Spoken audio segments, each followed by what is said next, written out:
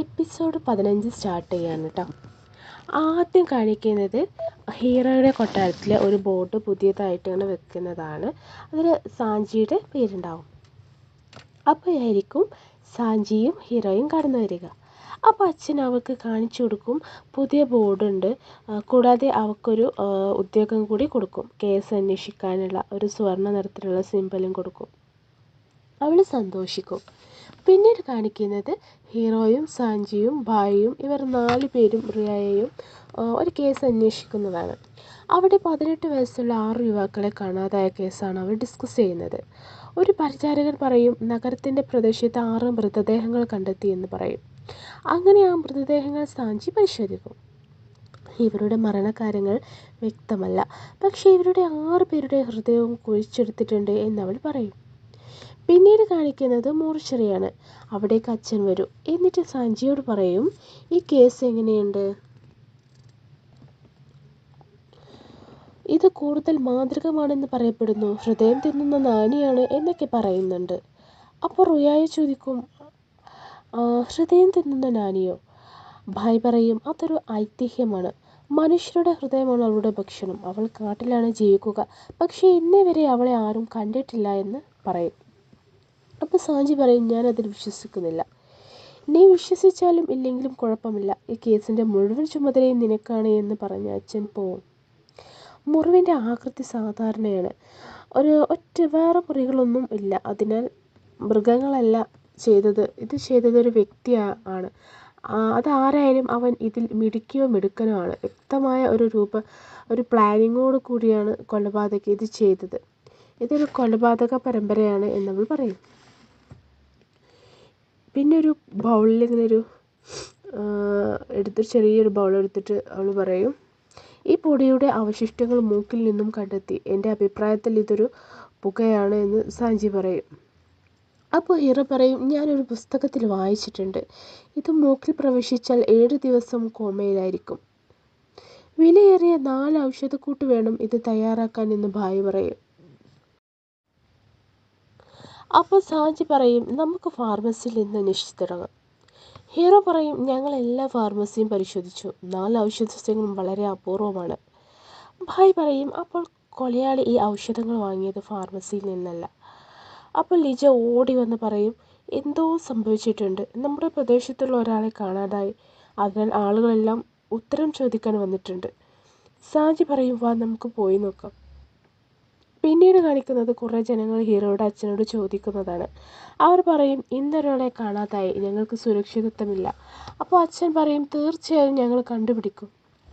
സാഞ്ചി പറയും, കൊലപാതകം ചെയ്തത് ഹൃദയം തിന്നുന്ന നാണിയല്ല, ഒരു കൊലപാതകയാണ്. പക്ഷെ ജനങ്ങൾ പറയും അല്ല. ഒരാൾ പറയും, ഞാൻ മദ്യപിച്ച് പോയപ്പോൾ അവളെ കണ്ടതാണ്, അവൾക്ക് മുറിച്ചേറിയ നഖങ്ങളുണ്ട് എന്നൊക്കെ പറഞ്ഞ് ജനങ്ങളെ പേടിപ്പിക്കും ആ മനുഷ്യൻ. അപ്പോൾ ഹീറോ അച്ഛൻ്റെ ചെവിയിൽ എന്തോ ഒരു കാര്യം പറയും. എന്നിട്ട് അച്ഛൻ പറയും, ഇന്ന് മുതൽ കർഫ്യൂ ആണ്. കൊലയാളെ പിടിക്കും വരെ നിങ്ങൾ ജനലും വാതിലും ഒക്കെ നന്നായി അടക്കുക. നിങ്ങൾ പുറത്തേക്ക് നോക്കുകയോ ഇറങ്ങുകയോ ചെയ്യരുത്. പിന്നെ കാണിക്കുന്നത് വിളംബരം ചെയ്യുന്നതാണ്. ഇന്ന് രാത്രി മുതൽ കർഫ്യൂ ആണ്, ആരും പുറത്തിറങ്ങരുത്, വാതിലുകൾ അടക്കണം എന്നൊക്കെ പറയും. ഒരു ജംഗ്ഷനിൽ ഹീറോയുടെ ഫാമിലിയും ഭായിയും റിയയെയും വെയിറ്റ് ചെയ്തിരിക്കും കൊലപാതകയെ. ഇതൊരു ജംഗ്ഷനാണ്, ഇതിലൂടെ അവൻ കടന്നു പോകും എന്ന് പറഞ്ഞ്. പെട്ടെന്ന് സാഞ്ചി പറയും, എവിടെന്നോ ഒരു വിവാഹ സംഗീതം കേൾക്കുന്നുണ്ടല്ലോ. പിന്നെ കാണിക്കുന്നത് കുറച്ചാളുകൾ വിവാഹ ആഘോഷവുമായി പോകുന്നതാണ്. അപ്പോൾ ഹീറോ ആ വരനോട് ചോദിക്കും, നിങ്ങൾ ആരാണ്, ഇന്ന് രാത്രി കർഫ്യൂ ഉള്ളത് നിങ്ങൾക്കറിയില്ലേ എന്ന് ചോദിക്കും. എൻ്റെ പേര് ഷാവോ മിങ് ആണ്. എൻ്റെ അമ്മൂഷൻ്റെ കൽപ്പന പ്രകാരം ഞാൻ വിവാഹം ചെയ്യാൻ പോവുകയാണ്, എന്നെ പോകാൻ അനുവദിക്കണം എന്നയാൾ പറയും. അപ്പോൾ ഷാവോക്കുവോ പറയും, ഷാവോക്കുവോ എന്ന് പറഞ്ഞാൽ നമ്മളെ ഹീറോയുടെ പേരാണ് കേട്ടോ. നിങ്ങൾ സർക്കാരിനെ അനുസരിക്കില്ലേ, ഇവരെ അറസ്റ്റ് ചെയ്യൂ. അപ്പോൾ പിറകിൽ നിന്ന് ഒരാൾ വരും, ആർക്കാണ് അറസ്റ്റ് ചെയ്യാൻ ധൈര്യം എന്ന് ചോദിച്ച്. അങ്ങനെ ഷാവോക്കുവോ അവരെ എല്ലാം അറസ്റ്റ് ചെയ്യുക എന്ന് പറയും. അപ്പോൾ അയാളുടെ പിറകിൽ ഒരു സൈന്യം തന്നെ വരും. അപ്പോൾ ഷാവോക്കുവോയുടെ അച്ഛൻ പറയും, നിർത്ത്, അച്ഛൻ നല്ല രീതിയിൽ അയാളോട് സംസാരിക്കും. ഡോക്ടർ, ഇന്ന് തന്നെ എന്നാണ് നിങ്ങൾ നിങ്ങളുടെ മകളുടെ വിവാഹം കഴിപ്പിക്കുന്നത്? കർഫ്യൂയുടെ ആദ്യ ദിവസം തന്നെ തീയതിയും സമയവും നേരത്തെ തന്നെ കുറിച്ചിരുന്നു. ഇവിടെ ആര് വന്നാലും പ്രശ്നമില്ല എന്ന് അയാൾ പറയും. ഞങ്ങളെ പോകാൻ അനുവദിക്കണമെന്നും പറയും. ഹീറോ പറയും, നിങ്ങൾക്കെന്താ ഇത്രയും ധൈര്യം എന്ന് പറഞ്ഞ് ചൂടാവും. അപ്പോൾ ഷാവാക്കോയുടെ അച്ഛൻ പറയും, നിങ്ങൾക്ക് ഇയാൾ ആരാണെന്ന് അറിയുമോ എന്ന് പറഞ്ഞിട്ട് നിങ്ങൾ പോയിക്കോളൂ എന്ന് പറയും. അവർ പോയതിനു ശേഷം ഹീറോ ചോദിക്കും, അച്ഛൻ നിങ്ങൾ അവനെ വെറുതെ വിട്ടത് എന്തിനാ? അച്ഛൻ പറയും, അയാൾ വളരെയധികം വൈദഗ്ധ്യമുള്ള ഡോക്ടറാണ് തെക്കൻ നഗരത്തിൽ. അയാൾ ഒരു മെഡിസിൻ കുടുംബത്തിലാണ് ജനിച്ചത്. മരിച്ചവരെ വരെ തിരികെ കൊണ്ടുവരാനുള്ള കഴിവ് അയാൾക്കുണ്ട്. അദ്ദേഹത്തിന് നല്ല പ്രസക്തിയുണ്ട് ജനങ്ങൾക്കിടയിൽ. ഈ ഡോക്ടർ ഒരു ഹാളിലാണ് വർക്ക് ചെയ്യുന്നത്. ഈ ഹാളിലല്ലേ ഹീറോയുടെ കാമുകിയും വർക്ക് ചെയ്യുന്നത് എന്ന് സഞ്ജി പറയും. അങ്ങനെയാണെങ്കിൽ ആ ഹാളിലുള്ള ആരും നല്ലവരാകില്ല എന്ന് റുയായ പറയും. അച്ഛൻ പറയും, നമുക്ക് കാവൽ തുടരാം എന്ന് പറഞ്ഞവർ പോവും. നേരം വെളുക്കും. അപ്പോൾ ആ ജംഗ്ഷനിൽ അവരെല്ലാവരും എണീക്കും. അവരുടെ ഹാളിൽ ഒരാൾ വന്നിട്ട് പറയും, നിങ്ങൾ ഇപ്പോഴും ഇവിടെയുണ്ടോ? ഇന്നലെ വിവാഹം കഴിച്ച ഡോക്ടറുടെ മകളെയും മരുമകനെയും കാണാനില്ല. യജമാനൻ എന്നെ യമനിൽ റിപ്പോർട്ട് ചെയ്യാൻ അനുവദിച്ചില്ല. അങ്ങനെ ഞാൻ അവിടെ നിന്നും ഒളിച്ചോടി എന്ന് പറയും. അപ്പോൾ റുയായ ചോദിക്കും, അതെന്താ സ്വന്തം മകളും മരുമകനെയും കാണാതായിട്ട് റിപ്പോർട്ട് ചെയ്യാത്തത്? അയാൾ പറയും, എൻ്റെ യജമാനൻ അങ്ങനെയാണ്. സാഞ്ചി പറയും, നമുക്ക് ഇപ്പോൾ തന്നെ പോകാം ആ ഹാളിലേക്ക്. അങ്ങനെ അവർ അവിടെ എത്തും. ഹീറോ വാതിലിൽ മുട്ടും. യമൻ അന്വേഷണം നടത്തി വരികയാണ് എന്ന് പറഞ്ഞ്. അപ്പോൾ അവൻ്റെ കാമുകി വാതിൽ തുറക്കും. ഇന്ന് ഹാൾ തുറക്കില്ല, യജമാനൻ സന്ദർശകരെ കാണുന്നില്ല. ഭായ് പറയും, ഞങ്ങളെ പോകാൻ അനുവദിക്കണം, അദ്ദേഹത്തിൻ്റെ മകളെ കാണാതായിട്ടുണ്ട് എന്ന് പറയും. യജമാനൻ സർക്കാരിനെ ആശ്രയിക്കാറില്ല, അവന് സ്വന്തം വഴിയുണ്ട് എന്ന് അവൾ പറയും. അവൻ നിങ്ങളെ കാണാൻ ആഗ്രഹിക്കാത്തതിനാൽ എന്ന് പറഞ്ഞ് മുഴുവനാക്കുമ്പോഴേക്കും ഹീറോ പറയും, നിങ്ങൾ എന്ത് വിഡ്ഢിത്തരമാണ് പറയുന്നത്, അയാളുടെ മകൾ അപകടത്തിലാണ്. അപ്പോൾ ഡോക്ടർ, നിങ്ങളെല്ലാവരും മരിച്ചാലും എൻ്റെ മകൾ മരിക്കില്ല എന്ന് പറഞ്ഞ് പുറത്തു വരും. അങ്ങനെ ഹീറോയുമായി ഒരു ഏറ്റുമുട്ടലുണ്ടാവും. അവൻ്റെ കൈ പിടിച്ചപ്പോൾ ഡോക്ടർ ചോദിക്കും, നീ ആരാണ്? എൻ്റെ പേര് ഷാവാക്കോണ്ടിയുടെ മകൻ എന്ന് പറയും. നിങ്ങളുടെ പൾസ് ലോകത്ത് അപൂർവമാണ് എന്ന് പറഞ്ഞ് അയാൾ അകത്തോട്ട് പോകും. നിങ്ങൾ എന്താണ് ഉദ്ദേശിച്ചതെന്ന് ഹീറോ ചോദിക്കും. അവൾ പറയും, നിങ്ങളെ പോകാൻ അനുവദിച്ചിരിക്കുന്നു. അങ്ങനെ അവരെല്ലാം അങ്ങോട്ട് കടന്നു പോകും. അവൻ്റെ കാമുകി ഇതാണ് അവരുടെ റൂം എന്ന് പറഞ്ഞ് കാണിച്ചു കൊടുക്കും.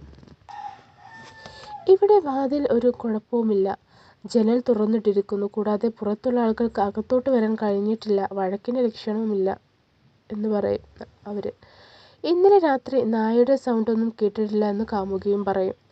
അപ്പോൾ റുയായ ഒരടപ്പുള്ളൊരു ധൂപം കൊണ്ടുവന്നിട്ട് പറയും, ഈ ധൂപം വിചിത്രമായ മണമുണ്ട്, ഔഷധ സസ്യങ്ങൾ കൊണ്ടാണ് ഇത് ഉണ്ടാക്കിയതെന്ന് തോന്നുന്നു എന്ന് പറയും. ഇത് ആദ്യമേ ഉള്ളതാണ്, ഞങ്ങൾ ഉപയോഗിക്കാറുമുണ്ട്, വിചിത്രമായി തോന്നുന്നില്ല എന്ന് കാമുകി പറയും. അവൾ കണ്ണുകൊണ്ട് ഹീറോയോട് ആംഗ്യം കാണിക്കും മാറി നിന്ന് സംസാരിക്കാൻ. എനിക്കൊരു കാര്യം പറയാനുണ്ട് കേസിനെ കുറിച്ച്. ഇവിടെയുള്ള ആളുകളെല്ലാം എൻ്റെ യജമാനൻ്റെ ചാരന്മാരാണ്. നമുക്ക് നാളെ ഒരിടത്ത് വെച്ച് സംസാരിക്കാം, നീ വരണം എന്ന് അവൾ പറയും. റുയായ പറയും, മറ്റൊന്നുമില്ലെങ്കിൽ നമുക്ക് പോകാം. പിന്നീട് അവർ പുറത്തിറങ്ങിയപ്പോൾ സാഞ്ചി ഇങ്ങനെ ഔഷധ സസ്യങ്ങൾ കാണും. അപ്പോൾ മനസ്സിൽ കരുതും, എന്തുകൊണ്ടാണ് ഇവിടെ ഇത്ര അധികം ഔഷധ സസ്യങ്ങൾ ബാക്കി വരുന്നത്? അങ്ങനെ ആ പായയിൽ വെച്ച ഔഷധ സസ്യങ്ങളുടെ അടുത്തേക്ക് അവൾ പോവും. അവിടെയുള്ളൊരു സ്റ്റാഫിനോട് സാഞ്ചി ചോദിക്കും, എന്തുകൊണ്ടാണ് ഇത്രയധികം ഔഷധ സസ്യങ്ങളുടെ അവശിഷ്ടങ്ങൾ? ഇവിടുത്തെ ലേഡി എപ്പോഴും മരുന്ന് കുടിക്കുമായിരുന്നു. ഷാവോമിങ് അവളെ നന്നായി പരിപാലിക്കുമായിരുന്നു. അവന് മരുന്നുകളെക്കുറിച്ച് അറിയാമോ എന്ന് സാഞ്ചി ചോദിക്കും. അതെ, അവനാണ് മരുന്നുകൾ എത്തിച്ചു കൊടുക്കാറുള്ളത് എന്ന് സ്റ്റാഫ് പറയും. എന്താണ് അവരുടെ രോഗമെന്ന് ചോദിക്കുമ്പോൾ എനിക്കറിയില്ല എന്ന് സ്റ്റാഫ് പറയും.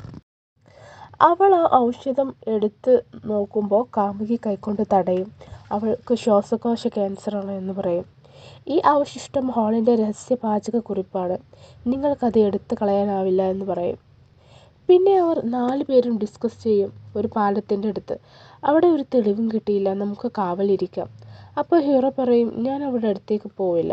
ഭായ് പറയും, നീ പൊയ്ക്കോ, അവളുടെ അടുത്ത് എന്തെങ്കിലും തെളിവുണ്ടാവും, ഞങ്ങൾ കാവലിൽ നിന്നോളാം. അങ്ങനെ അവൻ ശരി എന്ന് പറഞ്ഞു പോവും. അങ്ങനെ ഹീറോയുടെ പിന്നാലെ സാഞ്ചി പിന്തുടരും. അവൻ കാമുകിയുടെ അടുത്തെത്തും. നീ വന്നോ, വാ എന്ന് പറഞ്ഞ് അവൾ വിളിക്കും. അവൻ കൊലപാതകി ആരാണെന്ന് അപ്പോൾ എന്താണ് കാര്യമെന്ന് ഹീറോ ചോദിക്കും. അപ്പോൾ അവൻ കൊലപാതകി ആരാണെന്ന് എൻ്റെ യജമാനനെ അറിയാം, നഗരത്തിൽ ചുറ്റും അവനെ കണ്ടുപിടിക്കാൻ ആളുകളെ നിർത്തിയിട്ടുണ്ട്. ഷാവോമിങ് തൻ്റെ മകളെ കൂട്ടിക്കൊണ്ടുപോയതായി ഡോക്ടർ കരുതി എന്ന് പറയും. ഹീറോ ചോദിക്കും, ഷാവോമിങ് എന്തിനാണ് ഭാര്യയെ കൂട്ടിക്കൊണ്ടുപോയത്? അവൾ പറയും, ഒരു നീണ്ട കഥയാണ്.